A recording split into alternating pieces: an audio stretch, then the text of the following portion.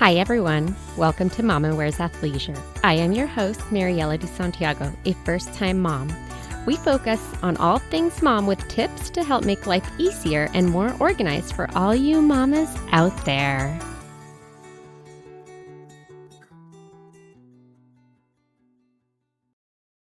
Hi, everyone. Today, we're going to talk about C-section rates and why it's a good idea to know this information before you decide where you want to deliver.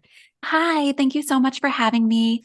My name is Suzzie Vehers. I am a doula. I've assisted about 200 moms through their births, and I've assisted at about 200 more home births. And I just really love helping moms have births where the birth plans kind of work. And sometimes some of the factors that we think about, it's really easy to focus on the wrong things. And sometimes there's very simple things we can look at that can really safeguard our plans. Anytime we're talking about surgical births versus vaginal births, I always just want to start out by saying that surgery does have the right time and place, and totally amazing, so much strength and so much beauty in giving birth in that method.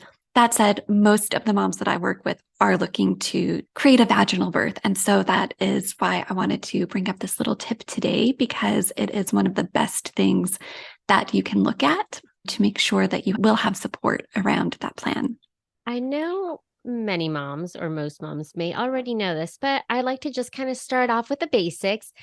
Let's talk about what a C-section is. Maybe aside from, yes, we know it as major surgery, but if you could share a little bit more so that somebody that maybe just only knows those two things. Yeah, a C-section, it's basically where you have surgery to give birth. So, unlike a vaginal birth where your body is really designed to open and make space for your baby, and your uterus, which is a huge, super strong muscle, will help your baby rotate and move down and ultimately give birth. Surgery is used when ideally, it should be used when it would be life-saving to a mother or a baby, and it is no longer safe to go towards a vaginal birth. However, that said, that's not always the case. I think that a lot of times we think that, oh, we'll leave this to the experts, and we assume that the systems around us are really set up to give us the best chances for the safest experience for us. And in some cases, that is true. In some cases, it isn't. The reason I know that that's a fact and not an opinion is because when we look only at low risk mothers, so only the people who are healthy, have no extra complications, things like that, there are hospitals here in the United States who have C-section rates as low as 7%. However, there are also hospitals who have C-section rates for their low risk, healthy moms as high as 70%, 70.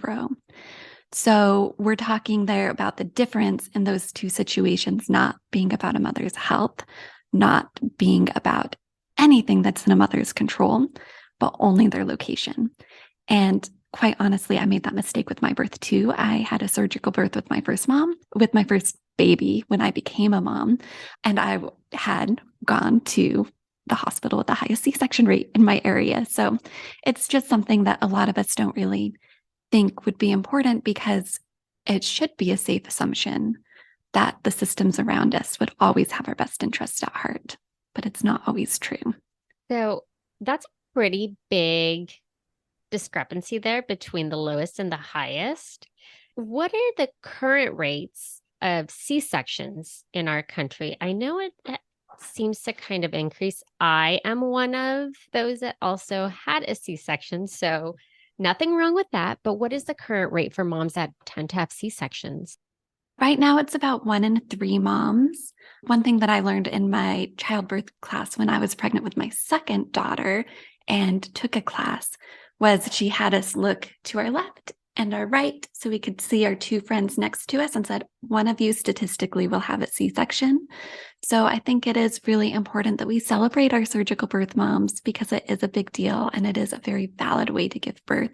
But it's also okay to hope and plan and try to align the stars towards a vaginal birth as well. Why is the number important to consider when it comes to choosing the hospital if you have a choice to deliver at, right? Sometimes I know that it is dependent on your health insurance, so you kind of end up going that route and you don't really have a choice. But if you do, what's the importance to looking at the numbers? Yeah, that's a great question. So, when I was pregnant with my first, I worked in finance and I was very busy. I was working like 50 hours a week and I didn't really do a lot of prep. I wasn't a doula at this point. I didn't teach childbirth classes. And I had a friend at work, Trevor, who also was pregnant. And he was telling me all the time, like, don't go to that hospital, don't go to that hospital, don't go to that hospital, because him and his wife were a little bit more research focused and I was a little bit more naive and trusting. And when you look at the hospitals that I was around, there were hospitals that had very low C-section rates. So when I say that the hospital has a low C-section rate, I mean that if you did no prep and you do nothing and you show up, you're really likely to have your outcome, right? Whereas the hospital I went to had a fairly high C-section rate. So the hospital I went to is a great example because it was about 50%, right? So about half of the healthy low risk moms had a C-section and half of them had a vaginal delivery. And we're talking about the probability there of basically flipping a coin, right? For the outcome of your birth. And I think that it's really easy to say, but my doctors care about me and they would never do that.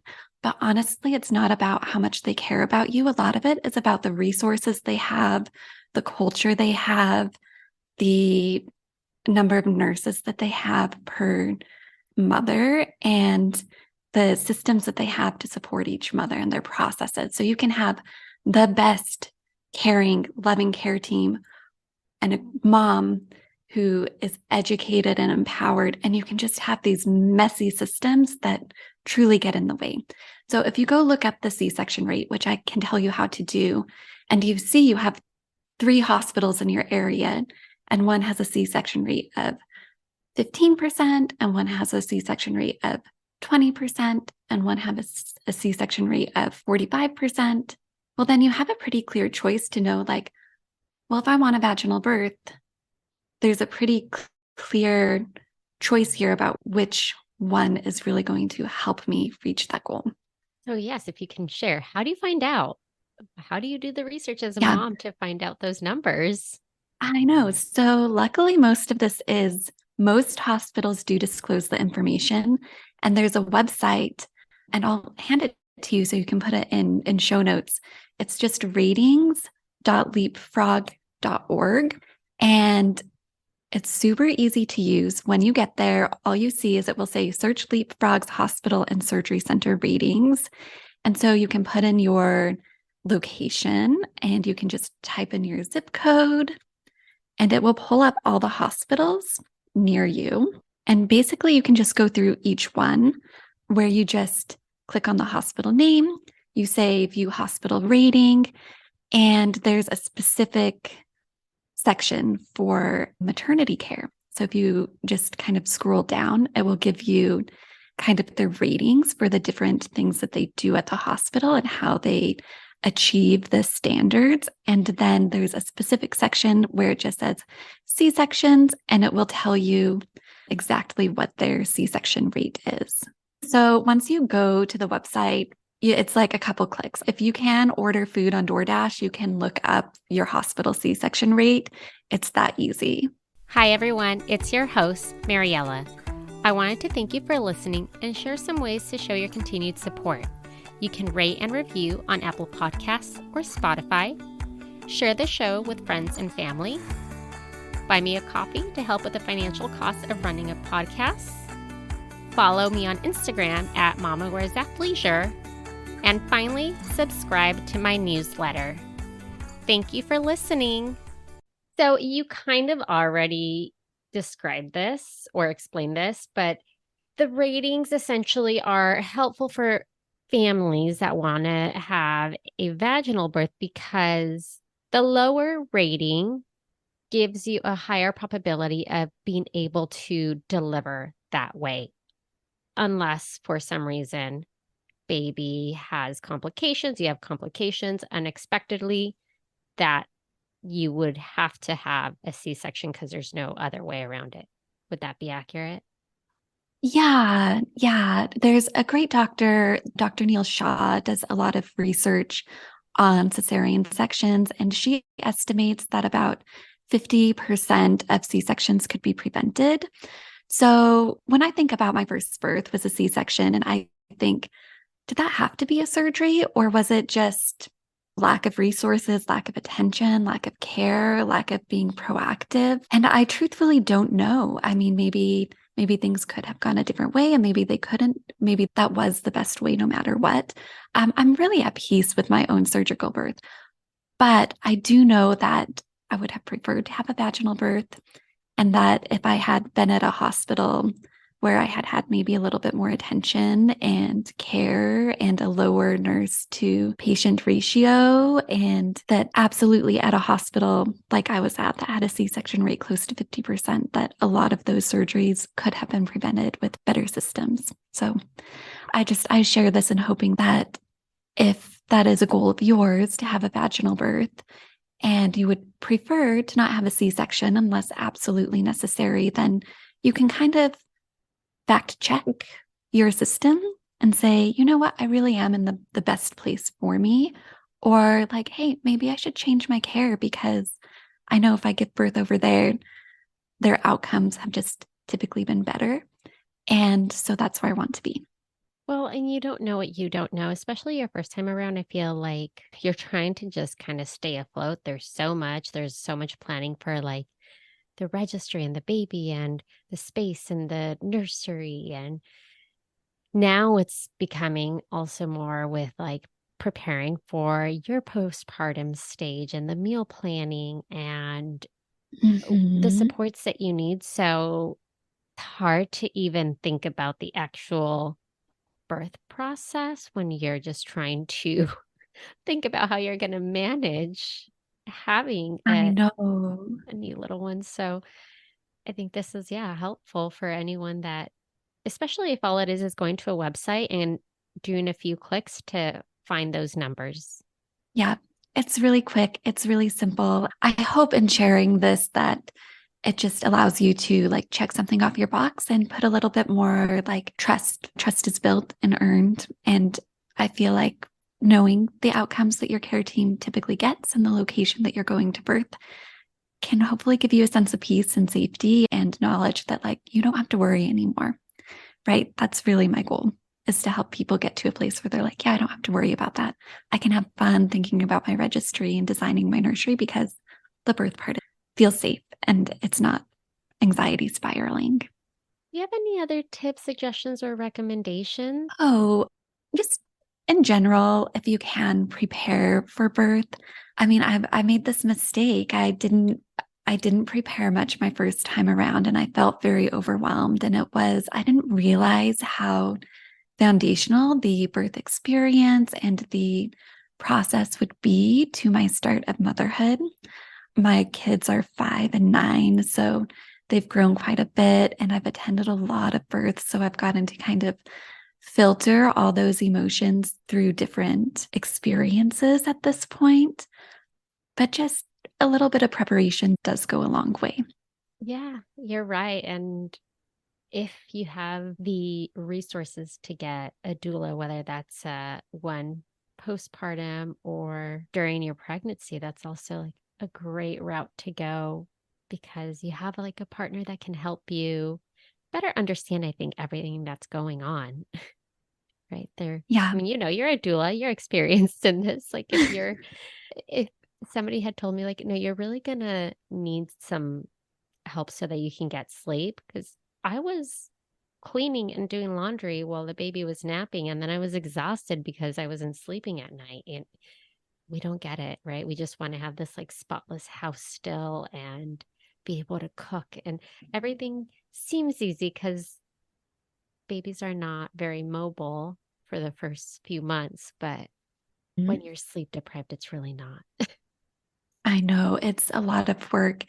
And I mean, one of the other things to recognize is to just give yourself so much grace. I think have such high expectations for ourselves, especially for like returning to life as normal when really it's about evolving into this new life.